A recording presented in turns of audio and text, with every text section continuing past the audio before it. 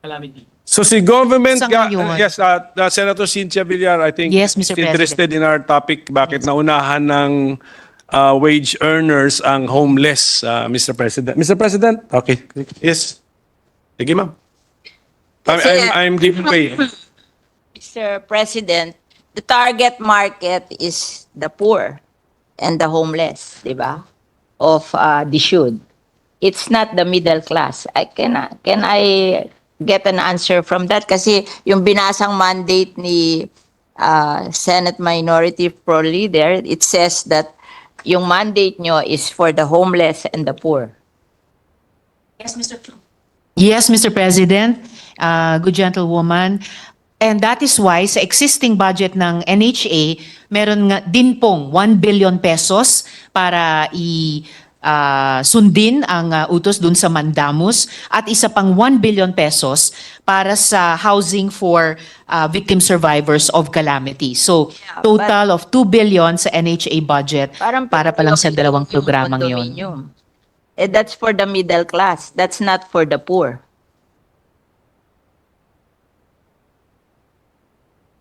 Mm.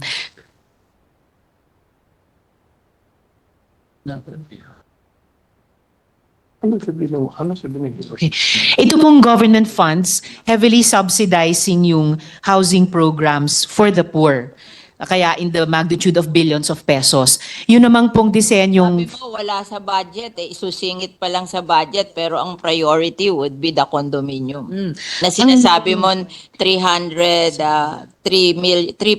million units by 2028. Yun ang question ko sa DSUD. Bakit pinaprioritize yung middle class when your mandate is to help the poor and the homeless?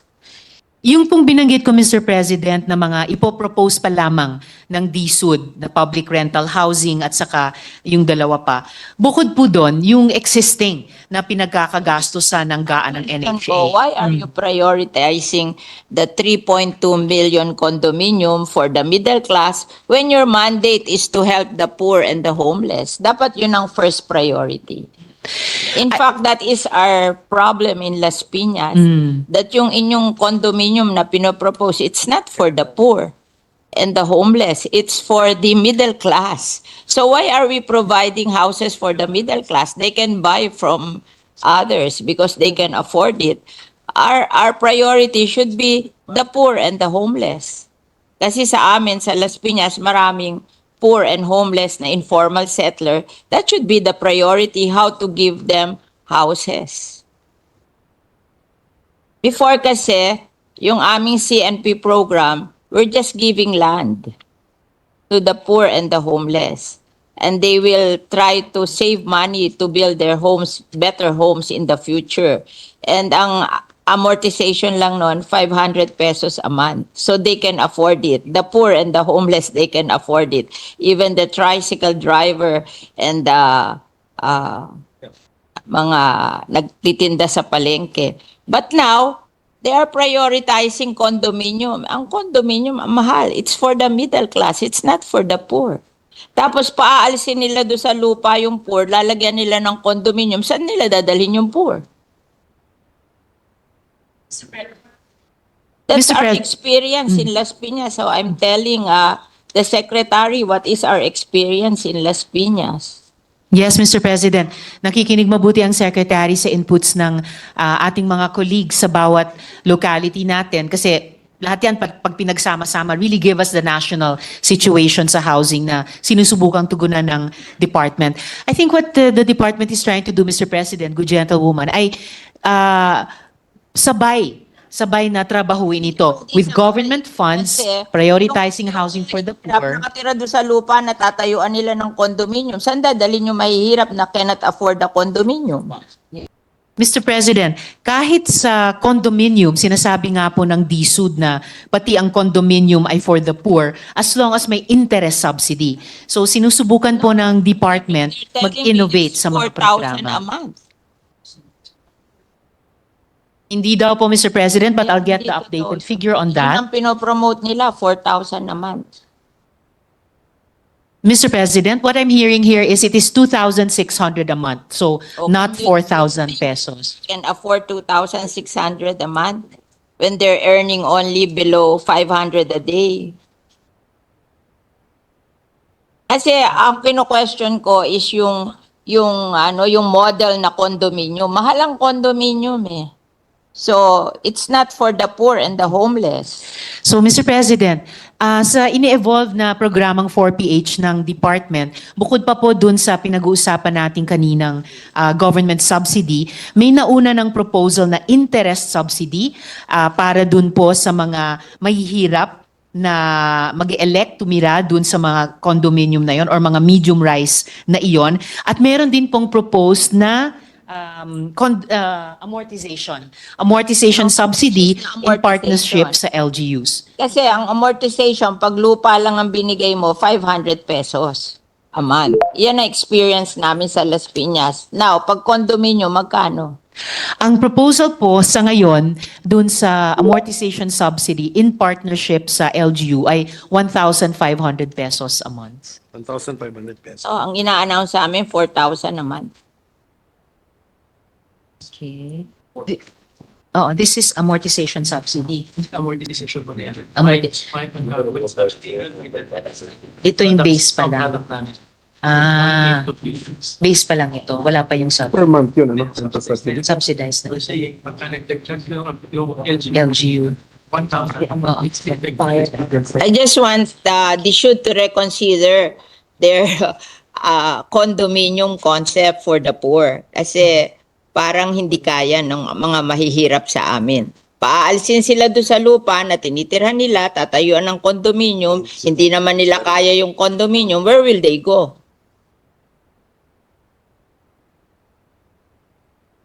Tama. Hindi sila beneficiary. That is what will happen. Oh. Whereas, if yung lupa, dinivide sa kanila, 500 a month lang. Oh, mas safe yun. Bakit tatayuan ng kondo?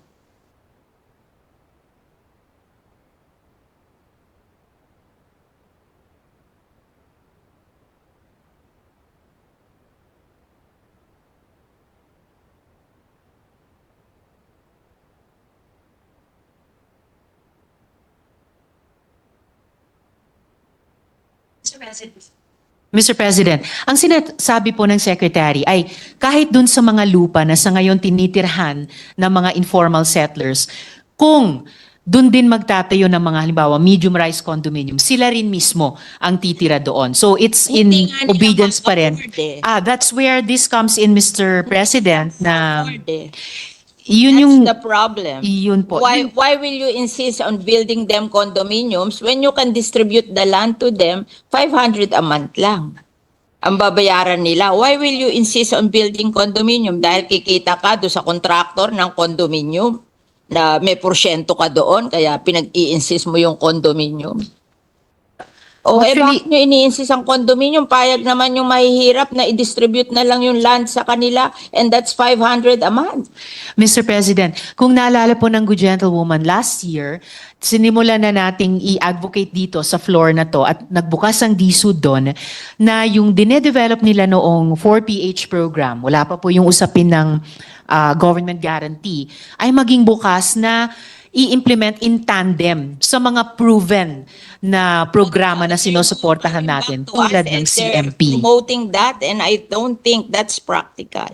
That That's is why I'm questioning you para mag-isip kayo uli kung tama yung ginagawa nyo kasi nakalagay sa mandate nyo to help the poor and the homeless. Yes. But the poor and the homeless cannot afford the condominium. Why not distribute the land under the community mortgage program na 500 a month lang ang ano nila? But ayaw nyo nun. Katulad namin, itong inyong NHA, ay some of the people na homeless sa amin along the river drive na hindi naman pwedeng ibigay sa kanila yung easement ng ilog. They are being relocated to Naik. Ang ano doon, no down payment, 700 ang hulog, townhouse. O mas better pa yon kesa magtayo ka ng condominium sa Las Piñas tapos hindi naman ma-afford ng mga tao. Saan mo dadalhin yung mga tao? O, paaalisin nyo doon sa lupa, tatayuan nyo ng kondo. Saan nyo dadalhin yung hindi kayang magbayad sa kondo? O, di homeless na naman yon. Hindi ba unfair sa kanila? Pinaalis mo doon sa lupa na tinatayuan nila, tatayuan mo ng kondo, tapos ibibigay mo sa middle class, tapos yung mga mahihirap, wala na naman bahay. You have to reconsider what you're doing. I think it's wrong. Yes, Mr. President. I think sa tulong ng Senado, dito sa mga budget plenaries natin, isusulong natin yon. Hindi lang yung reconsideration, pero yung redesigning din mismo ng 4PH program. I think we have done the community mortgage program in Yes. Piñas for I think 30 years, and it's very successful. We just give them the land. They don't want the condominium. They just want to have a land to build their houses on. And if they cannot build nice houses today, they'll just try to earn so that in the future they can build houses in the land. But what they want is the land, that they will not be hindi sila magigibado sa land where they are staying now, and they're willing to pay for the land. Why don't we do that? Why do we have to build condominiums on their lands which they cannot afford? Yes, Mr. President. If I may, I think napakalawak ng suporta nating mga senador sa CMP, for example. And dahil paulit-ulit natin ini-impress yun sa DSUD, kaya rin makikita po natin historically, sa budget na nire-request nila sa GAA, ang lakas po ng hinihinging suporta para sana halimbawa sa CMP. Pero kakaunti lang po ang actually na naibibigay mula sa DBM hanggang sa final na GAA. Halimbawa po mula 2016, nag-propose ng funding ng, this is 1 billion, right? 1 billion pesos hanggang sa 2024, hiniling ang 13 billion pesos, pero ang naibibigay lang halimbawa o naibigay pala nitong 2024 GAA ay 126. But you, Yes, you so will have over- money to so- build condominium. Sorry, what? No.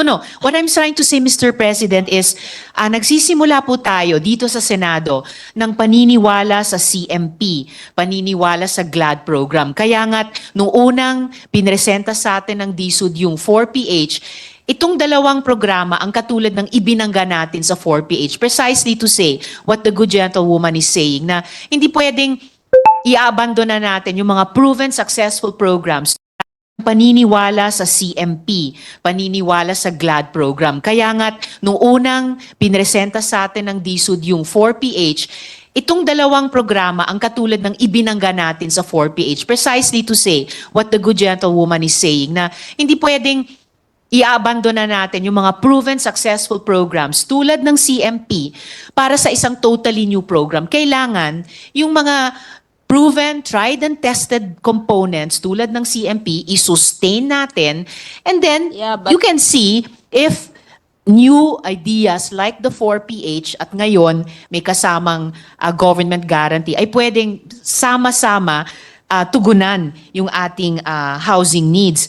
Ganon din po ang nagiging karanasan But if historically. we have land there, Ano po? and they can buy the land and Well- distribute it to the poor, why will we have to build condominium which they cannot afford? Just Opo. give them the land.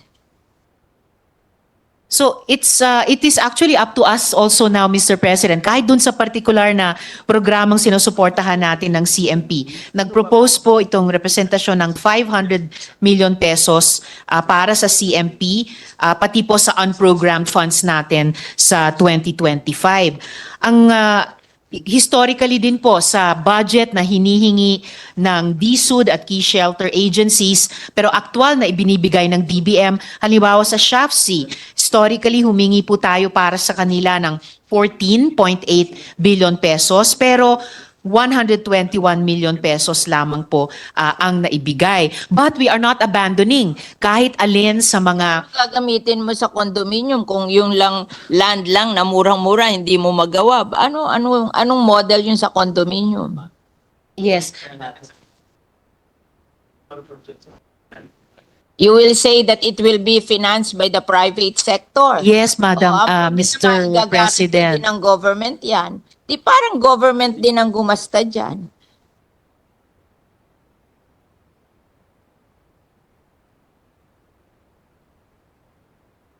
Kasi kami, in Las Piñas, we're very successful sa CMP program. The poor can afford that. Why are we abandoning it at gusto natin tayuan ng condominium when it's more affordable for the poor? Mr. President, if I may make a few more points of record para lang makompleto din itong discussion namin ng good gentlewoman. Ang priority po ng DSUD kasi hindi yung lupa lang. Gusto ng Secretary ay pag bumili ng lupa, magtatayo din po ng bahay in various forms. Yung forms na gusto natin sa CMP, sa GLAD program ng SHAFC, and ang tinetest natin ay kung pwedeng i-complement yan nitong 4PH na may government guarantee. Condominium kung kanila. Kaso kukunin nila yung lupa ng mga informal settler. Tatayuan nila ng condominium. Where will the informal settler go? Pero They that- cannot afford the condominium. Paaalisin nila doon. Saan nila hindi dadalhin? po. Hindi po pa. Paaalisin eh. Ganun na ang pinopromote sa amin eh. This is on the ground. Kaya ako nagsasalita, I'm hearing it in the ground. Napaalisin sila dahil pinangangakuan sila ng condominium. Tapos tinanong ko, how will you pay for the condominium? Ang sabi nyo, mag-uutang sa Pag-ibig. Pag hindi sila napasa sa Pag-ibig, hindi sila pwedeng bumili ng condominium. O where will they go? Mr. Secretary, may problema po tayo sa Las Piñas kasi what I'm trying to show here is pag kinumbine po natin yung mga tried and tested na housing programs natin tulad ng CMP, tulad ng GLAD, plus itong 4PH na isinusulong natin with government guarantee, masasagot yung housing backlog natin, pati sa mahihirap, pati partikular sa Las Piñas. So The paano po condominium natin will not solve the tutugunan problem yung of the problema? poor. They cannot afford the condominium. I'm telling you. Kasi I know how to build condominium, so I know that they cannot afford that. Ang ayoko lang naman, mawalan sila ng opportunity to have land. O kung hindi nila kaya ang condominium, give them the opportunity to own the land and let them build houses in the future. Yun namang kanilang houses, meron silang houses, ililipat lang nila doon sa lupa na allocated for them. We have seen it. Actually, Mr. Homes are 4 stories kasi dahan-dahan nila 30 years, dahan-dahan nilang binild. Precisely, Pero- Mr. President. Yes, Mr. President. Yung sinasabi po ng gentlewoman, yun po yung pinupuntahan ko, na given yung best practice natin sa CMP, yung best practices ng ibang mga informal settler community sa GLAD, na pwedeng mag-combine yon dun sa components ng 4PH, na ito nga, gaya ng sinabi nyo, over time, naging 4-story. So, yun po ay consistent dun sa mid-rise na condominium na sinasabi na, I hear the good gentlewoman, Mr. President. 500 pesos for the land. That they can afford.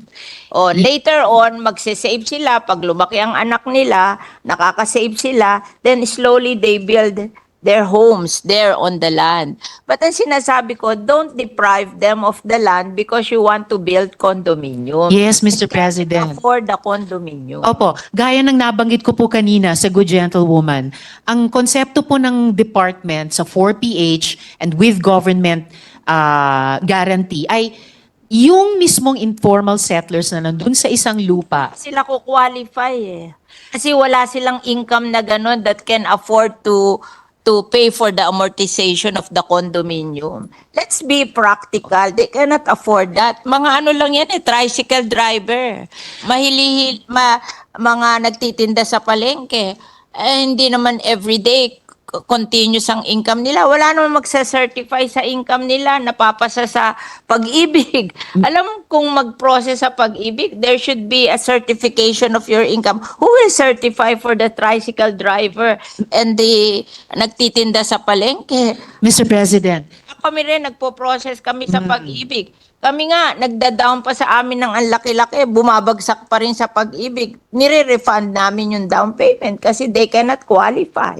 Mr. President, kahit sa 4PH na may government guarantee, may nakikitang importanteng papel ang Pag-ibig. But to get back to the important concern ng good gentlewoman, meron na po tayong proof of concept with informal settlers sa Bacolod. Tama po?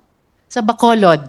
So, I hear what the good gentlewoman is saying, yung problema sa Las Piñas. When there are no homeless or poor people there, here in Las Piñas, they will remove the homeless and the poor people to build the condominium. Where will the poor and the homeless go? O hindi naman sila ko-qualified dun sa pag-ibig to buy the condominium. How do we solve that? If the good gentlewoman would allow, pwede ko pong i-present yung data dun sa case study, yung best practice na na-establish dun sa Bacolod. Sa Bacolod, okay. Yes, of course. Ibig ko lang pong sabihin. Bakit basta ang LGU? Well, actually, Mr. President, yun po yung nabanggit ko sa good gentlewoman kanina. Kaya nga po, Problem is our LGU cannot spend. We only earn 3 billion a year. Yes, Mr. President, na-appreciate. 55% will go to marunong ako sa finance. Yes. 55% will go to PS and overhead. Di matitira lang 1.2 billion. And that will cover yung health benefit, yung educational benefit, yung pag-support sa mga police, pag-support sa fire department and everything. What will they spare for homes of the poor? Yes, Mr. President. I appreciate po na magkakaiba ang specific situations on the ground. Because Tayo nagkakaiba. Siguro, ang difference lang natin, nakita ko na yan sa Las Piñas. Yes, And I Mr. know what happened. Yes, So, I'm sharing you. Maybe si Secretary, sanay siya sa private. Ay ako, sanay ako sa, tanungin mo ang iyong NHA, ako ang nagre-relocate linggo-linggo sa kanya. Dinadala ko sa NAIC kasi doon sa NAIC, walang down payment, 700 ang hulog. Tingin ko, kayang-kaya yun ang mahihirap. Bakit ayaw gumawa ng programang gano'n na kaya ng mahirap? Bakit pipilitin ang mahihirap mag-condominium which they cannot afford? Yun lang ang question ko. Actually, Mr. Excuse President, me, with all due respect, Yes, Mr. Senator President. Cynthia, I can see Senator Nancy raising her hand. The permission of the minority Leader. leader and Senator Villar. Thank you, Senator Mr. Nancy President.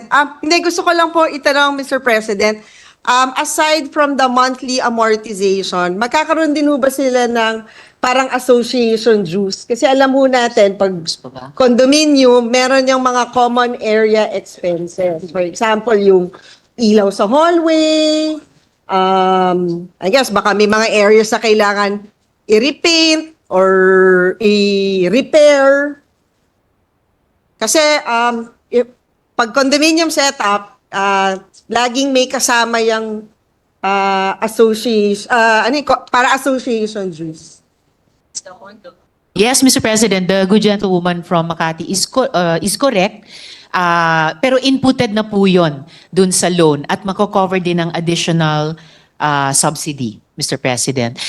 So, dun sa 1,500, mako-cover na yung association dues. Yes, Mr. What is the President. 1,000? Who will manage that fund? Kasi alam ho natin, pag may association dues, there's a homeowners that manages the fund or building administrator na siyang hahawak ng pera. So, sino yung may ganitong role? Ang magkakaroon po ng ganong role, Mr. President, ay yung pag-ibig. Isa sa marami-raming importanteng papel na gagampanan nila. At a function ng pag-ibig ang maging mag-manage ng association dues. Okay. Yes. Opo. Habang wala pa pong HOA, Mr. President, yung pag-ibig na muna, pero once na-organize na yung Homeowners Association, ipapasa po nila yung tungkuling iyon sa kanila. Siguro, Mr. President, i-review lang ho natin. I don't think that is part of the mandate of pag-ibig to manage association dues that will be collected as part of the amortization. Kasi ang magiging collecting agent po ba dito ay pag-ibig? Dahil lamang in-input na po yung association dues sa loan. Kaya lamang po, in that sense, hawak ng pag-ibig yung association dues, pero within the overall loan. And once nga mabuo yung homeowners association, yung pong pag-manage nung pagkolekta at pagbayad, pag-administer nung homeowners association fees, ay ang HOA na po ang And may datos responsible. na din ho kayo na ilang years ho ba to if ever? 30 years? 20 years? over 30 years, Mr. President. So after 30 years, makukuha na ho nila yung, they will already own the property. Yes, Mr. President. And then after that ho, who will be in charge of maintaining the building? Yung Homeowners Association na rin po, Mr. President. And so far ho, may experience na ho ba tayo na na-maintain afterwards yung building ng HOA? Na medium-rise building ng government project?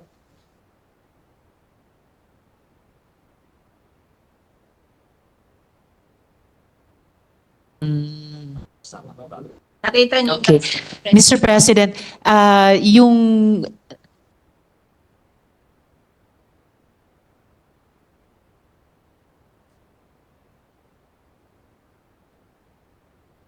Okay. May karanasan na po ang department, Mr. President, na basta't may budget tulad ng pinaplano nila na may maintain po yung quality, yung cleanliness, etc. I'm talking about condominium. afterward. Yes, Kasi diba, after ultimate payment. goal is for them to own the property, which means they will eventually absorb the maintenance of the building. Which, ano yun kumbaga parang hindi rin nila na-input na after 30 years, meron pa pala silang kailangan pondohan for life kasi nga may association. Yes. Siguro for example, itong medium rise, yung Centennial ba yun? I mean, that's an NHA project, right? Nakakakolekta ho ba kayo ng housing, may association dues ba doon? May huwa ba sa Centennial? Tagig. Sa Taguig? I think ito ata yung mga nirelocate from the Pasig River. We're asking the response to Diba? the status of Centennial, Mr. President. Pero Ay, right. ngayon pa lang, meron pong HOA Development Bureau sa loob ng department na kahit habang binabayaran pa yung amortization sa utang over 30 years, nagsasanay na po kung papaano once kanila na po yung property na yon, masusustain nila na maalagaan ito So ibig bilang sabihin HOA. po nun, for in a span of 30 years, yung pag-ibig magmamanage nung association dues? Yung HOA din naman po, Mr. President. It's just that habang tumatakbo yung panahong iyon, sinusuportahan sila ng department through that bureau, matuto kung paano talaga i-manage yung property niyon in the long term. Yes. Yun lang po, Mr. President. Siguro, pag-aralan lang din ho nating maigi kasi yung pagtira sa isang condominium, ano yun malayo dun sa mga individual houses, di ba? Kasi ito talaga, may mga common shared responsibilities yung homeowners na baka yung bumibili ng unit, hindi niya alam na meron silang ganong responsibilidad. Yun lang po, Mr. President. Salamat, Mr. President. At bahagi po yun ng social preparation ng mga beneficiaries. Salamat po Thank you, sa good Senator gentlewoman. Nancy. And if I may, Mr. President, pick up dun sa isang point ng good gentlewoman from Las Piñas. To tell the should, Yes. they should give the option to the people what they want. If they want condominium or if they want the land. Parehong advocacy natin dyan, good gentlewoman, kahit bilang Pwede sponsor. sa mag-condominium kung hindi kaya. They, Yes, they Mr. be President. given the option to buy the land. And then yung land na lang. Kasi sa amin, gusto lang nila, kanila yung lupa. And mura lang yon. Oh, give them the option. Don't force them to buy from the condo because many of them cannot afford it. Oh, yun lang ang inaano ko sa inyo that after all, your mandate is to provide for the homeless and the poor. Eh bakit mo po persay mag-condominium yung homeless and poor if they cannot afford it? Oh. Oh. Yes, So, Mr. yung option na yun should not be removed from them kasi gagawin nila, tatanggalin nila yung mga homeless and poor, tapos tatayuan nila ng condominium, tapos hindi naman magkukwalify yung homeless and poor to buy the condo, where will they go? Oh. Yes, Mr. President. 100% nakikiisa ang representasyong ito sa good gentlewoman sa ganyang advokasya.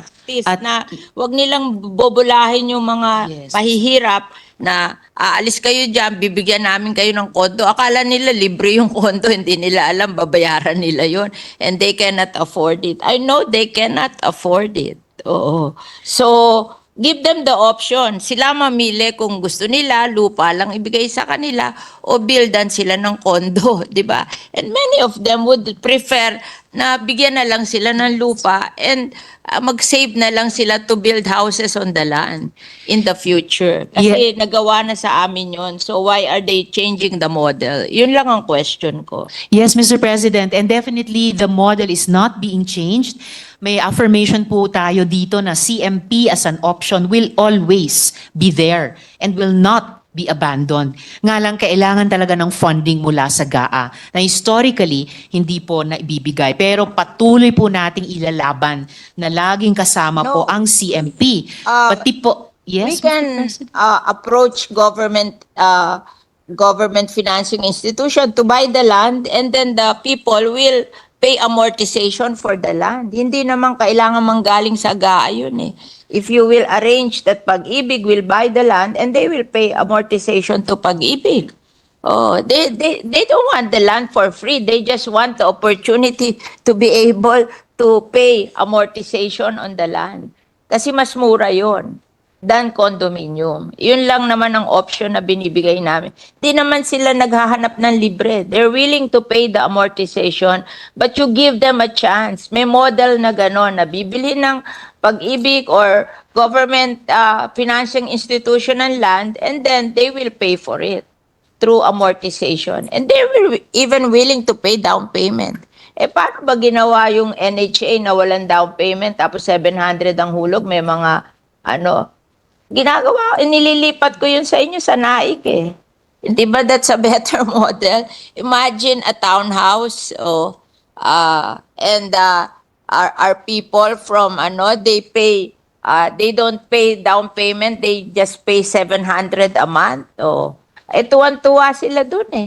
Yes, Mr. President, and actually, hindi po nalalayo yung 700 pesos na sinasite ng Good Gentlewoman sa tinatansya din with amortization subsidy na babayaran kahit sa mga low-rise buildings bilang isa, hindi lang yung solong option sa 4PH dahil nga laging nandun pa rin ang CMP, laging nandun pa rin ang GLAD. 4,000. Hindi po, not according to this table ng DSUD. Okay. Kasi definitely, Good Gentlewoman. Mr. President. Just a point of order, Senator Sito, can you please use the mic so we can hear you? Thank you, Mr. Just President. protecting the people living on the informal settlers. They are being deceived that they will be given condominium. Akala nila free yon. Sabi ko, mahal yan. So, huwag kayo aalis dyan sa lupa kasi pwede namang ibenta sa inyo yan lupa. At yan ang hulugan nyo, mas mura. Oo. Yun lang naman yung option na yun. Kasi paaalisin sila eh. And pagpunta nila sa Las Piñas, kasama pa nila Shopsy. So, who are doing that? Mr. President, as I was saying kanina, bukod dun sa Kasama may yung contractor. Yung contractor, nagagawa ng building. Bakit kasama contractor? Ha? Mr. President, Ano yan, negosyo? Ha? Na i-deprive ang poor ng mga lupa nila, tapos ninegosyohin nyo yung lupa? Ano yon? But may contractor at ibebenta. Sabi nila, how are you able to buy? You have to apply sa Pag-ibig. And if you're rejected, you are not entitled. Mr. President, as I said earlier, kahit kay Secretary mukhang may problema doon sa Las Piñas, and as in previous years, we should yes, well, it's a good example to gain practical lessons from. So baka kailangan nating tugunan on the ground. Pero gusto ko ring i-make of record na yung binanggit ng Good Gentlewoman na 700 pesos amortization ay hindi na po nalalayo dun sa nakikitang posible ng department with amortization subsidy. Lalo na kung in partnership sa LGU na may 1,000 pesos a month, nagsisimula yung amortization ng informal settler dun sa low-rise building at 800 pesos. And then further, tungkol po sa CMP at sa GLAD, para ipakita, i-make of record na hindi po talaga bibitawan ng DSUD ang CMP, hindi talaga bibitawan ng DSUD ang GLAD, at lalo na dahil tinutulak natin ng Senado sila, patuloy nilang iisipin paano gagawing complementary programs. So isosustain bilang complementary programs kahit dito sa 4PH with government guarantee. For one, Mr. President, ang stage-wise na land muna ay ang CMP at ang GLAD. Nga lang, hindi yon bahagi ng 4PH pero complementary po siya at taon-taon hihingian pa natin ng GAA support yan. At halos wala ding... Yes, Mr. President? The senators would want you to manifest in writing that the people, the poor and the homeless will have an option to choose whether they want a condominium or a CMP program. Parang Yes, very well taken, Mr. President. The Secretary is very willing to do that to our they want a satisfaction. formal manifestation in writing that the poor and the homeless can choose whether they want a CMP program or a condominium. Okay. So, may option. Yes, Mr. President. Yung paulit-ulit kong minamanifest during this interpellation so far, very willing po ang Secretary to put it in writing. Yung kanilang suporta at patuloy na paghingi ng GAA support para dun sa CMP at GLAD programs na alam nating may track record na tried and tested na mga modelo, Mr. President. Just further for the record, Mr. President, halos wala ding pondo ang CMP sa ngayon except for loan repayments or reflows. And lastly, at this point, Mr. President, kaugnay din ng written commitment na i-accomplish ng Secretary, the Secretary has promised the committee to study the inclusion of GLAD. GLAD starts with just land acquisition. Pag ready na, bahin na. Tuloy mo na. Salamat, Mr. President. Thank you, Mr. President.